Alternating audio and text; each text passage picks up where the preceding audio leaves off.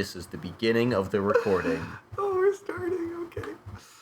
Oh, Yoda on a menthol. Yoda on a menthol, dude. Oh, all right. Well, action. Hello and welcome to Whatever's on the Mind. Where we tell you what's on ours. I'm Travis. I'm Jesse, as always. And we're back. We are back. Yay. Episode 9 now. Whoa, that's... The AC's still on. Oh, yikes. You want to go turn it off real quick? Dude, just cut this out. Yeah, no, we're keeping this in. Oh yeah, this is homegrown video. Homegrown podcast at its finest. That's probably a lot better. You heard me walking. You hear the cushion. I wonder if that probably picked up. This is a fun episode already. So we're gonna keep this one. That's Twitter. We're gonna keep this one a little bit short, and it goes right to my DMs. Holy moly, dude! You would think after 9 episodes we would have an idea of what we're doing. We did. Well, I just noticed that the AC was off, and then I went on I picked up my phone and went right to my Twitter DMs. DM WOTM if you want. I mean, just send us a message. Oh, WOTM. I thought it was a name. I thought it was like DM WOTM. Like, hashtag DM WOTM. I wonder what that means. I don't know, man. But anyways, DM us on our Twitter page. Drink more WOTM. Drink more water. Drink more WOTM. Drink more WOTM. Drink the Kool-Aid. No, not a good analogy. Was that a cult reference? Yeah, it was the Jonestown Massacre, where I think it was Jim Jones. Yeah, Jim Jones. Not Jimmy John's. No, not Jimmy John's. Close relation, though. Really? No. You had me there. Jim Jones is like, hey, everyone, drink the Kool-Aid because we're all killing ourselves because people don't like us. I'm going to adjust the mic a little bit. There we go. And now we're settled. So, welcome to episode 9. 9. This has been a crazy start, and it'll probably be a crazy finish. Maybe. I don't know. We're going to keep this a little short today. Yeah. A little 40-minute epi. I worked a really long shift today, and I drove like 2.5 hours worth. In to totality? In my job, to my job site. That's and back. A lot, yeah. Yeah, it's a lot of driving, but it is. You get the jam out of the car. It's kind of peaceful. A little kind of like therapeutic. Oh, yeah, it's a beautiful ride. Yeah, I passed all kinds of lakes and rivers and trees. Yeah. And, well, you Maine is scenic, if anything. Oh, yeah, for sure. Hashtag breathe fresh. I don't know if that's an actual Maine Breathe thing. fresh? Yeah, I'm coining it. It's breathe fresh. And then in like little text that like pops up and fades in, it's like Maine. It's what? Maine. Oh, the music, sound. The sound. I thought you were talking about the text. And I was like, what? Like the text right now. Okay. What are we gonna talk about today? Do you know about the white moose of Maine? The white moose of Maine. The myth, like the folklore. I don't. I've never heard of that. I guess we're talking about Maine, by the way, today. I guess so. Explain. Yeah. That's all I know. It's just like, you know how like is it West Virginia? There's like Mothman. Oh, yeah. Yeah, like we have like the white moose. Is it like a deadly folklore? Is it just like this really cool kind of thing? White moose of Maine. Is it like hellhounds folklore? It is, I think, a demonic moose. Oh, no kidding. I'm not sure. They are actual things. One tells of a group. Oh my God. That's cool. I don't want to read that night. So a group of hunters killed a white moose, and then wherever they left it, it vanished. It walked in their camp, with like the wounds still on there. It, but I guess it was like a ghost. So it's the specter moose of Maine, which is right in the headline. I see. But it is a white moose. Yeah, it's like an albino moose. I guess it's called the specter moose. That's kind of cool. I've never... Specter moose of Maine, New England folklore. I've never heard of that. That's kind of cool. Yeah. My roommate, I guess to say his name, James. Thanks, James, for letting us trademark it. He likes a lot of like mythology and stuff and folklore, cool. So I got it from him. Yeah, it's a cool little Maine gem. Like, I mean, there's a lot of those kind of out there. Specter moose. Yeah, like the whole story about Paul Bunyan. I know it's kind of like a New England thing, but I feel like Maine has really kind of embellished. I think it is. I thought he was like at the Grand Canyon and stuff. No, I thought that was his whole shebang. No, Paul Bunyan. Yeah, he made the canyon, the Great Canyons or whatever. Maybe he's just like an American. Yeah, I think he's just an American. But I feel like we've really embellished him. Like I don't. In New England, Maine. Especially Maine, especially. He does have a blue bull. Yeah, big blue bull. I don't for like some saying reason, that. big It sounds bull, weird. yeah, tongue twister. He's a giant lumberjack and folk hero in American and Canadian folklore. So he's actually Canadian. Yeah, that makes sense. too. He does wear flannel. That means anything. His exploits revolve around the tall tales of his superhuman labors, and he is customarily accompanied by Babe, the blue ox. The blue ox. Oh, he's an ox. One of the I thought it was questions a on bull. Google is, was there really a Paul Bunyan? Let's. Pretty much just like American Hercules. Yeah, I don't know where he like originated though. I don't know. I remember reading stories that he like carved out the what is it called? Is it Great Canyons? Are you thinking about the Grand Canyons? Grand Canyons, not Great Canyons. I thought that was something different. I know. Well, I know. Like naturally, it was like. Oh water. no, you're right. Yeah. He carved it out or The something. tales right? describe how Paul. By the way, this is Britannica, just so I can so credit it's legit. them. It's legit. Yeah. Paul Bunyan. Sorry, I just lost it. Yeah, he fashioned lakes and rivers at will. Created Puget Sound, which I don't know what that is. Puget Sound. Puget Sound is Like a sound. It's a little inlet in United States. Oh, so it's like a place. Yeah. Okay. What is it called? Sound. And he also created the Grand Canyon and the Black Hills. Yeah. So I guess it's kind of that's interesting. I know exactly what I'm talking about. I feel like when I grew up and like heard stories about the folklore of Paul Bunyan, I always thought of it as like just in Maine context. Oh no. Like, I thought it was a Midwest thing. I don't know. It must be. Because I don't. Where are the Grand Canyons? The Grand Canyon, they're west. What they are west at least. Okay. I don't know So how far west. here we go. Paul was first introduced to a general audience by W.B. Laghead, Laughead. What? Laughhead? Laghead, I think. Laughead? Laughead, or I it's don't spelled know. like laugh head, but one H. Well, it's more like Laughead. Yeah. Laughead. But he was a Minnesotan advertiser man. To publicize wait. Wait, Minnesota what? Advertising man. Advertising man. And a series of pamphlets in 1914 to 44 used to publicize the products of the Red River Lumber Company. Interesting. Okay. So I guess it kind of started in Minnesota. That's so weird. Minnesota. Though. Because I've always, like I said, I've always kind of pictured Paul Bunyan as being like a Mainer. Like New England. Well, because you got the flannel and right, you got, or at least Canadian, because exactly. Kind of up north. But the narrative I always remembered and heard was like the story of how like, you know, he was this big mighty lumberjack who would cut everything down all the trees with his axe. Right. And then some dude invented the chainsaw and was like, "Yo, Paul, he's gonna challenge. I got you." And wasn't that some bad guy, I don't know, but he's like, "Yeah, I got you, B." And Paul's like, honey," and he just like cut down entire forest with a swing of his hammer. No, axe, not hammer. Hammer axe. Axe hammer. Axe. And he got all kinds of trees cut down, and he did beat the chainsaw man, and he won. And he showed that the old ways are better, which is reinforced by a lot of different things. Anyways. There is an axe hammer. That's a real thing. Or the hammer axe. Hammer axe. Yeah. It's actually from Home Depot as well. It's right. Home Depot. I thought there was... No, I was thinking of like an actual like medieval weapon. Yeah. That was that thing. Oh yeah, you're right. What's the name? I don't remember what the name of it is. I know what you're talking about though. It's like it almost looks like a cross. Medieval hammer axe. Hammer. Axe hammer. Hammer and name. That's just a straight up axe. Yeah. No, it's called something specific. Yeah. I mean, there's a war hammer. Oh, maybe that's what we're thinking of. That's what I'm thinking of. But that's not really an axe though. It's I think it's called a lucerne. Actually. Oh yeah, you're right. Lucerne. That's probably gonna come. Okay, weapon. Google's our friend today. Lucerne. Oh, that's a lucerne hammer. Okay. Yeah, the type of polearm. Yeah, that's it. That's it. So look up the lucerne hammer. Axe, though. I don't know. That's just what I was thinking. Anyways, so yeah, that's Paul Bunyan. What other kind of like Mainer things do you think of when you think of Maine?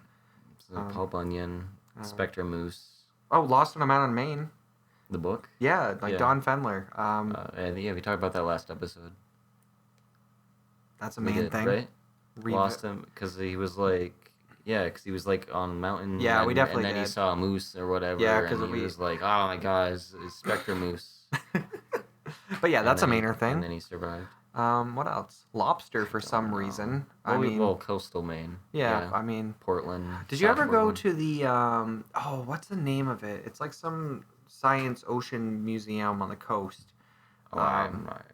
I'm not gonna have any idea what It it was is. like a trip we took in elementary school.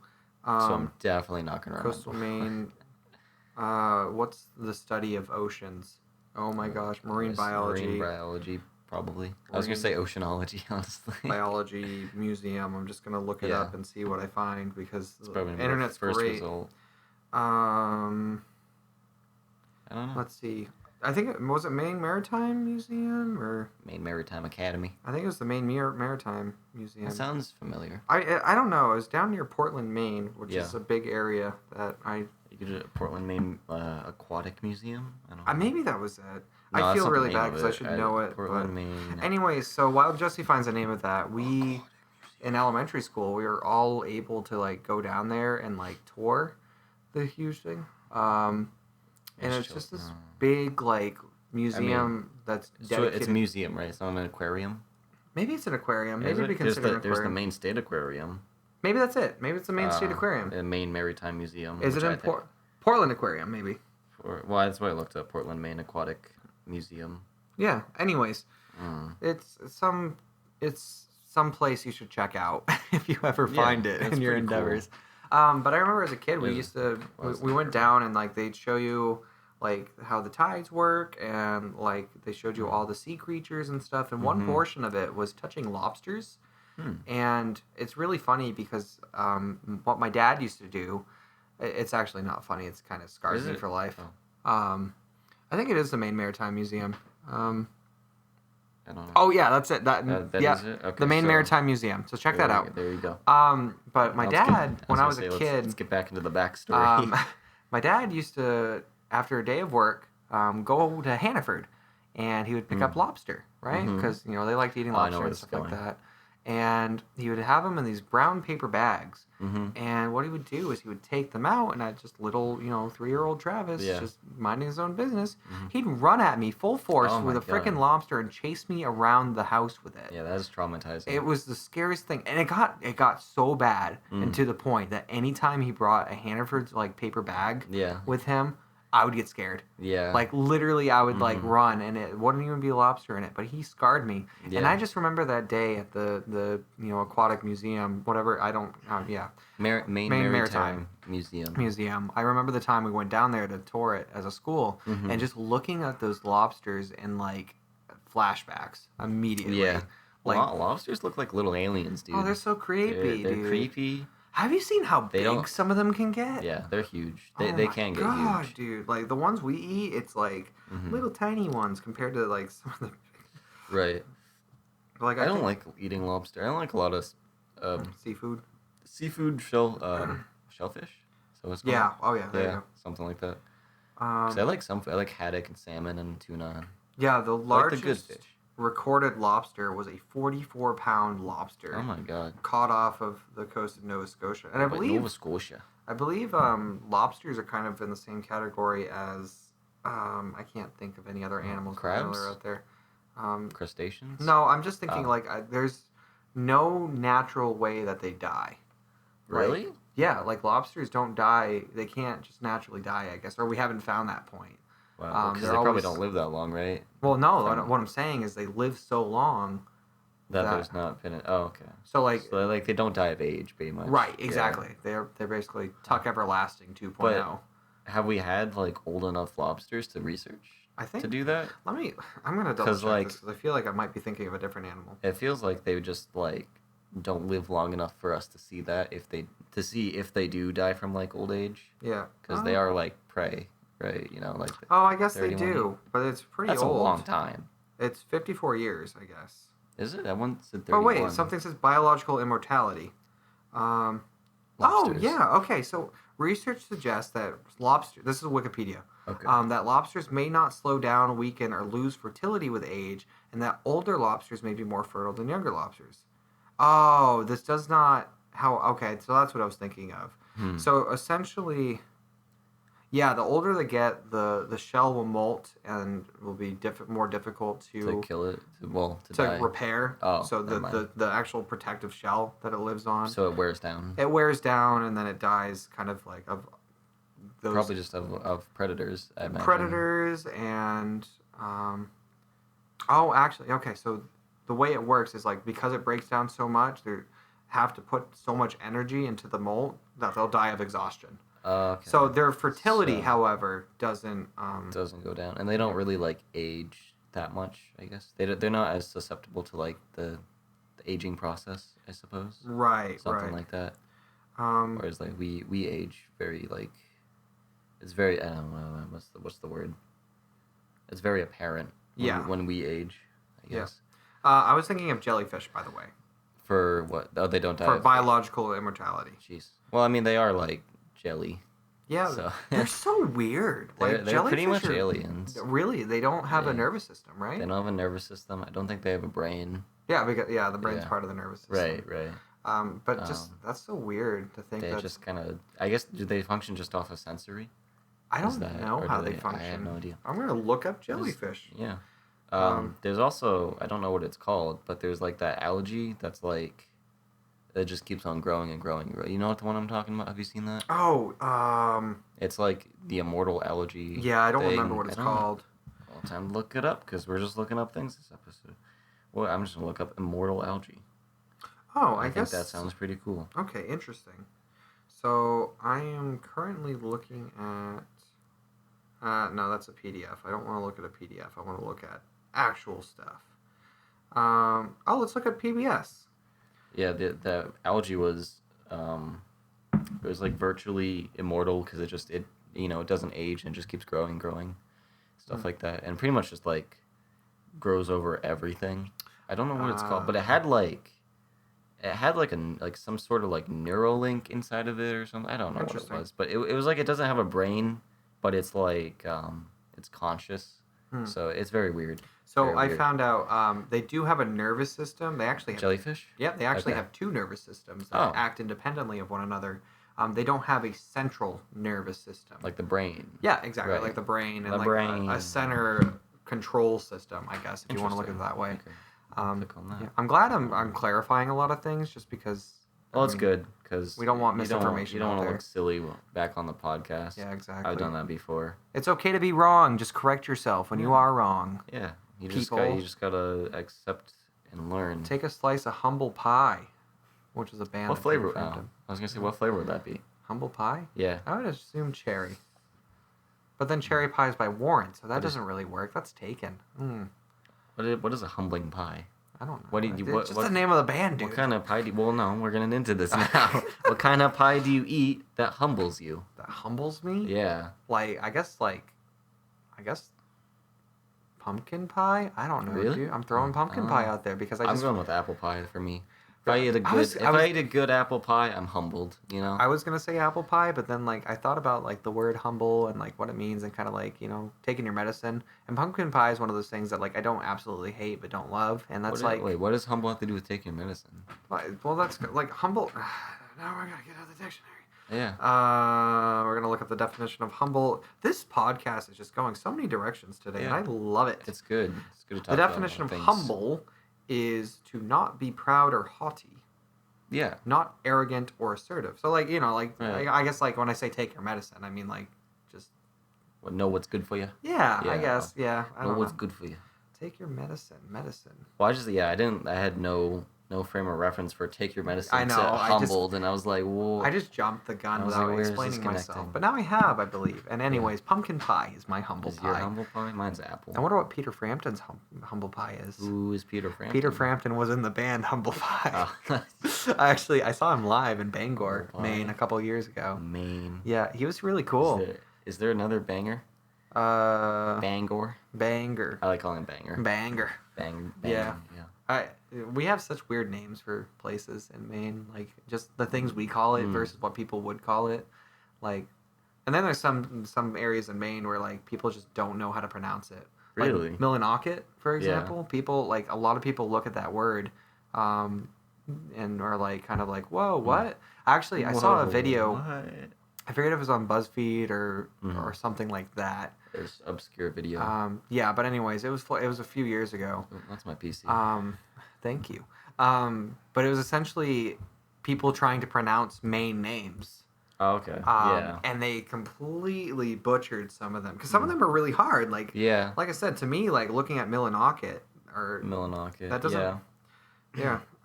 It doesn't look very obscure or anything like that. But it is kind of hard when you're not from the area. Right. You We're know. not like yeah. Let me look it up. People naming Go for it. main towns. I don't know if I'm gonna find it because I can't Google today. My mind is fried. Mine is too. I'm just kind of going it. I want to eat and sleep, and that's all I want to do. That is all I ever want to do. Mm-hmm. Oh, okay. People from away try to pronounce From main away. town names. I'm gonna get the source. 96.1. Q96.1. Oh, like radio. Radio station. Okay. I was like, you're just throwing numbers at me. I don't know what that means. My photo. Yeah. Okay. So yeah, like people have tried to pronounce like Saco and stuff. Seiko. Yeah, but look up Q96.1. People from away try to pronounce main town names video. It's really funny. You won't regret it. I really love it. Dude, water is so refreshing. Water is my god, that was so nice. I don't drink anything other than water, really. Really? Yeah. Every once in a while, I'll have a glass of milk or a milk. Or a I want to go back to that in a minute. Ginger beer? Or ginger beer or ginger ale or something. Dude, ginger beer is so good. It's so good, dude. I drink pretty much just water, milk, and like Powerade right now. That's pretty much it. Yeah. Going back to milk, have you ever seen that? I think it was Julian Smith. He was a YouTube channel, and they had Is that the cooking guy? No, not at all. He made all these really spoofy videos and stuff like okay. that. It was like really old YouTube. And one of them was like about milk and how people pronounce milk. And like you just had people saying like milk, mook, and like all kinds of different ways of pronouncing it.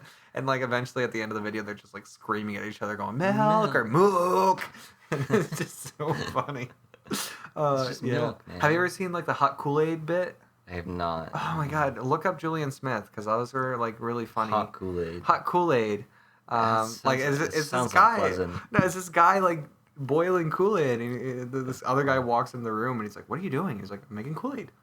He's like, I might have actually seen that. That sounds familiar. Yeah, you know, it's one of those really old gems that like I said, old YouTube when it was kind of like first starting up. Actually, I'm gonna look up. Go for it. When that hot Kool-Aid video. Hot Kool-Aid. I like the sandwich video. He was like, I made you a sandwich. It's the same guy. He's Oh, like, yeah, I made yeah. you a sandwich. He's like, you made me a sandwich? Yeah, it's like, I fucking love you, man. I love you too, dude. Yeah. Have you ever seen the jellyfish one? No, I haven't seen any Julian Smith, man. I don't. Dang. It's like this guy who like they actually started making music and stuff like that out of it, which is kind of cool. I'm trying to look up the original video date and Milk. 2009. Oh wow. Yeah. Yeah, that's 2009. pretty early hot YouTube. Kool-Aid. But yeah, look that up too. I'm giving you guys all kinds of homework. Oh yeah. You know, I am going to teach. Sure, that's what people watch podcasts for. Yeah, exactly. It's like you're trying to take your minds off things. Right. Whatever's on the mind. Go look up this. Go look up that thing. Yeah. Look up this now. Do your research, guys. Yeah. But, what's been going on in your life? Anything you want to talk about? Things, yeah, sure. I mean, generally, like my life feels like it's kind of starting to wind down. Yeah, that's always nice. Which is really funny because I feel like in 2 weeks it's going to be the exact opposite. Ramped back right back up. Because so right now the food program I was doing is done. Mm-hmm. The fellowship I was doing was done. Of the Rings, right? Yep. This is a Lord of the Rings reference. Oh my god, that just went right over your head. I got it and then I didn't get it and then no. Yeah, exactly. I just say stuff. Well, I felt like I knew what you were saying, and then like I processed it, and I'm like, no, that can't be it. And then I'm like, yes, it's obviously an obscure. It's like you doubt yourself. Yeah, exactly. Like, you couldn't possibly be that. That's too easy. But yeah, so my fellowship's done, and I'm in the point where like my weekly job, like my weekend job, I'm gonna start doing that more like periodically rather than consistently. Right. So I'll be like subbing in, and like maybe once every other week I'll pick up a shift. Got some more free time. Yeah, exactly. So moving forward. Yeah.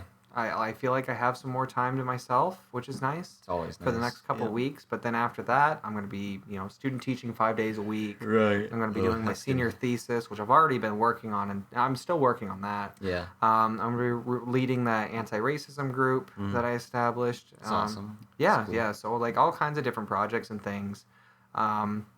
that are just going to start speeding up as soon as the school year starts, and coupled with COVID-19 and stuff, it's going to be really kind of hectic. Like my school is mandating that we do COVID tests twice a week. Really? 2 times a week. What? Yep. Wow. So I'll have to drive all the way down to my school, which is like an hour away, 2 times a week in order to get that done. I'll probably do it like... Wow. Yeah. My school's doing like, you do 1 test when you move in and like that's it. Then you're good. And then like if you feel sick or something, you probably get another test. But like, yeah, they're just making sure that everybody that's moving in doesn't have it. And then I guess they'll kind of do like a step-by-step if like there's an outbreak or something. If there's any symptoms or... Yeah. Yeah, or if people get like maybe positive tests back, or there's like a mini outbreak or something. Yeah, that's what my brother had to do. He's going to a university school and he's a freshman this year. I know which one. My sister too. I don't want to exclude her, but she also made it to the same school and they're doing pretty well.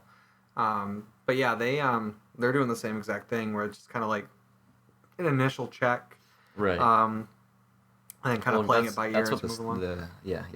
The method of business. Yeah, it's so different how different colleges have been responding. Yeah. You know?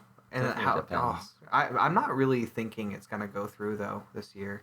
What do you think we're going to get sent back early or something? Yeah. You think so? Look I mean, we are, I don't know about you, but we're being sent back, like, before Thanksgiving already. We're being, sent back right before Thanksgiving too. Yeah. So we're not staying the whole, like, finals week into, like, December, so we're not doing that. Right. Yeah, I've done a little reading and stuff in the University of Notre Dame. Yeah. Is that where is that? France? No. So, okay. You think it would be, because, you know. I can't think right now. I'm so sorry. Is it in Maine? No. It's in the United States, I believe. Is it? Okay. Indiana. Yep. Oh. Indiana. What a weird place for a University of Notre Dame to be. Yeah, like, but I know it's very out of place. That's why I thought France. I know. Exactly. That's the thing. It makes sense. That's where the thing is. But yeah, so the University of Notre Dame, they had an outbreak on campus 3 days after opening. I remember the headline. Yeah. There were like hundreds of people that were infected. Really? Yeah. Oh, that's not, maybe 100 plus, not hundreds. But still, that's quite a few. Yeah. But they already, like 4 or 5 days after opening, they said, nope, we're going to a full remote. Like full remote, yeah. Yeah, so like it's just.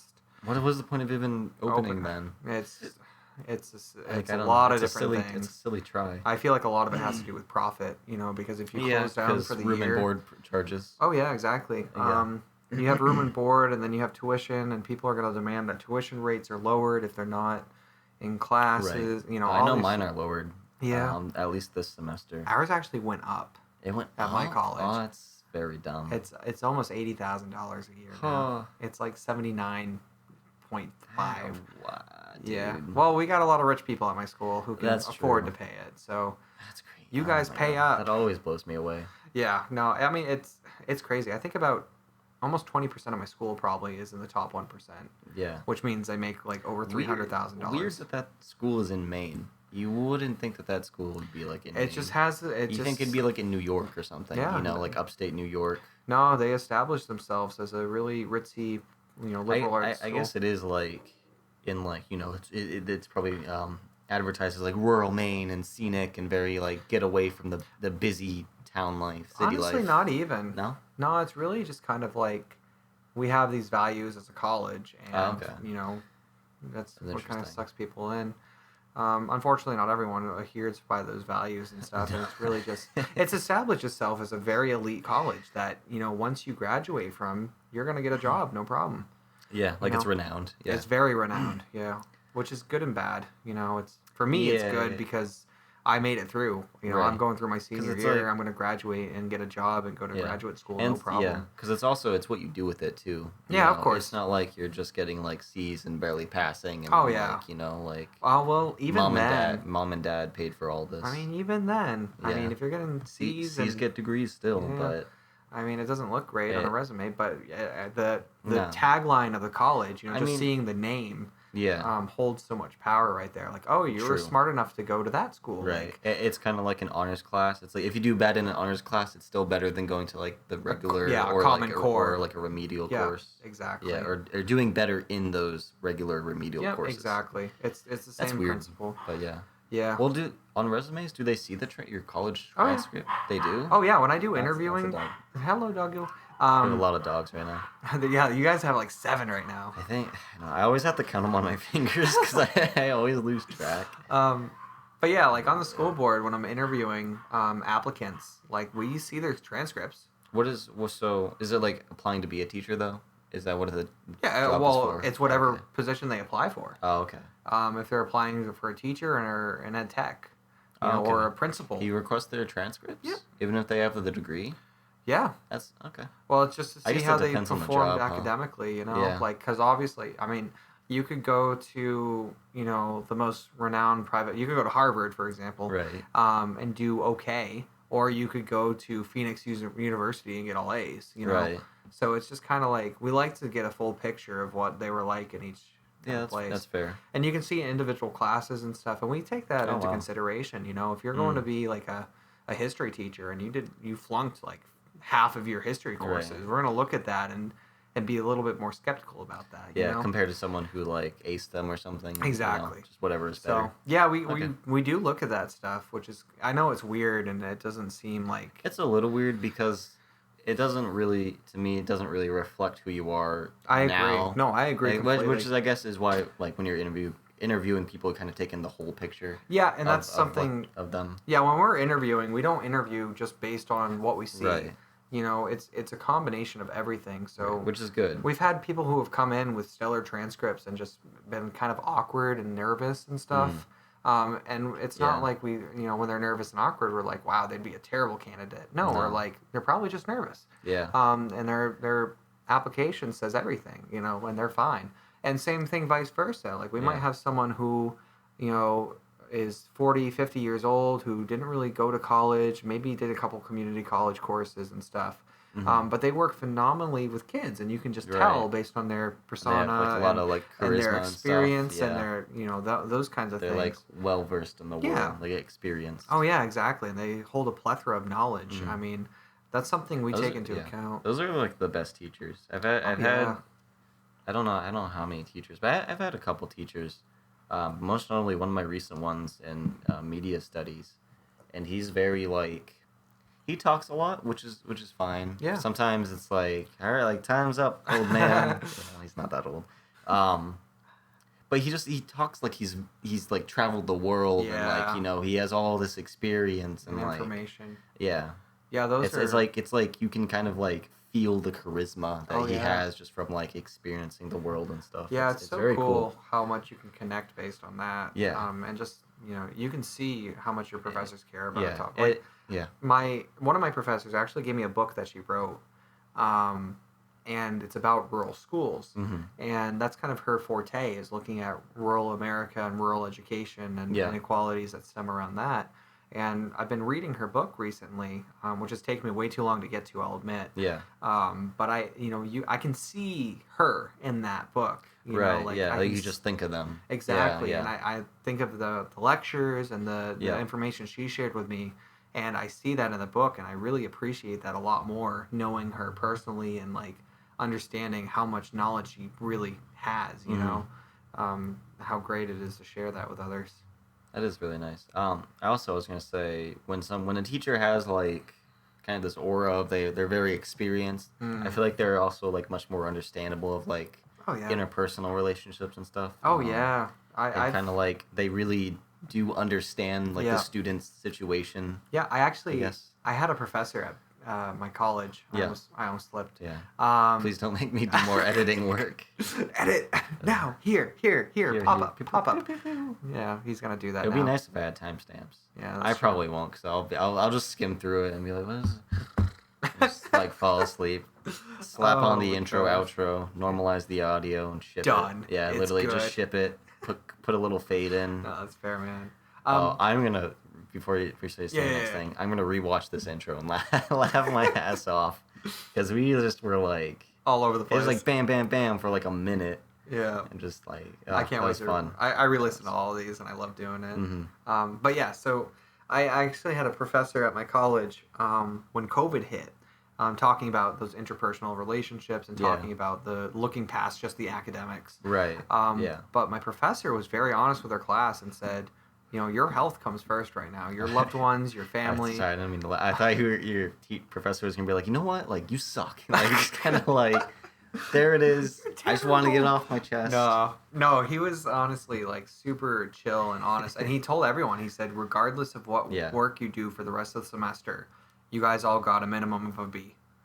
Like he gave everyone a B. That's a nice vote of He confidence. said you could literally do absolutely nothing else in this class and pass with a B. Wow. Because that's nice. Well, because he's the kind of professor that's honestly the kind of professor I aspire to be if I ever do get into that kind of role. Yeah. But he really doesn't care much about the academic side of it, and not necessarily care about it, the academic. I shouldn't say it like that, but the grades and the stamps and the numbers, the standardization there, the numbers. He cares more about like the genuine learning. Yeah, he cares about the topic. He cares about you're absorbing information, and he literally told the class if he wasn't mandated to have grades in his class, he wouldn't. Yeah, because he loves teaching, and that's how I want to be. Yeah, that's awesome. But yeah, he's a very passionate professor, and he's super cool. Yeah, those are always nice ones. Yeah. I like when my professors are emotionally mature. You know what I mean? Like they're not crybabies about everything, or they're not like super nitpicky about. I've had some professors that are just total hard asses, or like they just don't care to be there. And I'm like, why are you even teaching? It's funny because the school I go to, I feel like I've only run into one professor like that. Yeah. And that was my Calculus 2 professor. Oof, that was my I'm done with math. Biggest regret, dude. I finished all the math I needed to. I checked off my quantitative reasoning. No more math. Nice. Done. I probably barely passed that class. I don't remember what I grabbed. It's hard, man. It's hard, and it's hard when it's like, it's not even for your major at that point. It's just like, you have to take it because of a state curriculum or whatever, and I'm like, dude. The thing I hate about math is it's like, it's so there. You know what I mean? Like, everything's so concrete, and it's like all step by step, and if you know the steps. Most of it, there is, what's it called? There is discrete math that is the opposite of that. Yeah, but that's true. Most math is what you're saying. Yeah, but even then, the problem is, like, with math, and I think, if you don't have those steps in place, because it really is, everything builds off of each other. It does, absolutely. But if you don't... Because that's why you have math, like, constantly through, like, primary school and stuff like that. But if you don't have that foundation set, then you're kind of screwed forward on, Yeah, because then it's like, if you're doing calculus, you need to do algebra, and then pre-calc, geometry, probably trigonometry. Yeah. So it's just a lot of things that you have to. Yeah. Well, it is like it is a language. It's just a numbers language. It is a language. You're right. That's why it's like coding. Coding is also like a language, so it takes a very long time to learn. That's fair. And it takes a long time to learn it and be fluent in it. Yeah. I've always wanted to learn how to like code and stuff like that. I used to be a computer science student. And then math happened. And you're like, nah, man. I was just like, maybe this is not for me. Like, like I really like the idea of coding, and I do like coding, but it's just the way that schools teach it is just not for me, I think. I just think it's so interesting to like, right now I'm looking at your laptop and just like... Yeah. Oh, like how did how does that all function on the screen? How it all functions, and like I mean, really, I should just be like, okay, it's working. I'm just gonna move on, whatever. Right. But I really like to think about all the moving components that goes into even just your stopwatch on your laptop. That app, like how much background work there is in there to make that work. Like how long in development did it take? Oh yeah, it blows my mind. Because it's coding, and it's like software development. Oh my gosh. And it is artwork as well. It's just looking at a web page or a phone or anything like that, and just thinking about the engineering and manpower that it took to create that. Look at all these tabs and stuff. I know. And like all that variability there. That's planning, and like that's experimenting, and years of versions updating. And I think technology's so freaking cool, man. It is cool. Like just the fact that we have all that is just crazy. What was it? Is like the power of the world in your pocket or something? Honestly, something like that. I had this conversation with someone the other day. It pretty much is.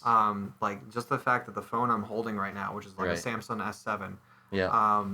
is more powerful than the first computers that were developed. Oh, way more powerful. Way more. Like leagues ahead. Like it's in your pocket and that plethora of information. Like, yeah. And how, I mean, honestly, I feel guilty sometimes that I don't take more advantage of it. Right. Because you can just look up whatever and you can get the answers. And, exactly. You know, I mean, you could do so much research and just be like the smartest person ever. I mean, the fact that I can look up a YouTube video on how to do an oil change on my car. Right. You know, and that saves you money. It saves you money and time and just... It's so incredible how much knowledge is out there. And unfortunately, some of that knowledge is shaded by the kind of unfaction. The stuff that isn't true. Yeah.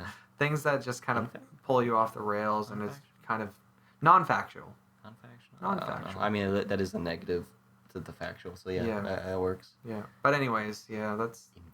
Technology's cool overall. It is really cool. Jesse, insert a big old thing, a rainbow that says technology's cool. Okay. That might happen or it might not. Probably won't. Stay tuned. Because I don't know if I feel like doing that. If it does happen, it'll happen right now. What was it? A big factual rainbow. Factual rainbow? Yeah, or even just the word factual in a rainbow color. I don't know why. Like with stars around it and like pop, pop, pop. We'll see. We'll see if it happens. I'm giving you so much homework. I'm so sorry. Yeah. Well, I don't know. I can decide not to do it. So there you go. We're gonna hire an editor.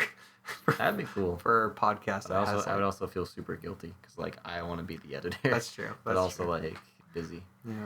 But all right, I think we're gonna cut this short today because I have to go pick up food. I'm hungry, man. I'm sure you are too. I gotta eat food. Yeah. I gotta eat my wings. We need to eat too. We do. What do you think? You think that they're not letting us eat? They're like, no, don't do it in the background. To the 2 viewers that made it through to 40 minutes. Thank you all. Yeah, we do this. You guys are special. Leave a comment if you made it to this point and say, I love chicken wings. I don't know. No, that was like the noise that I made. I don't know. Yoda and Menthols. Yeah, can you do that voice? No, I can't. No? I'm like, Yoda. Yoda. Okay, Jesse, do the outro, it sounds like Yoda with like a hernia. It does. Well, he sounds strained, you know. I feel strained. You feel strained? I don't blame you. How long did you work today? Too long. Like 15 hours? No, it was like 13. So 32. Gotcha. Outro time. Yes, outro time. As always, thanks for watching. Thanks for listening. Be sure to let us know what's on your mind. Bye, everyone. This is J Money in the Morning and TP Thug Today signing off. And now we're signing off. Goodbye. Goodbye.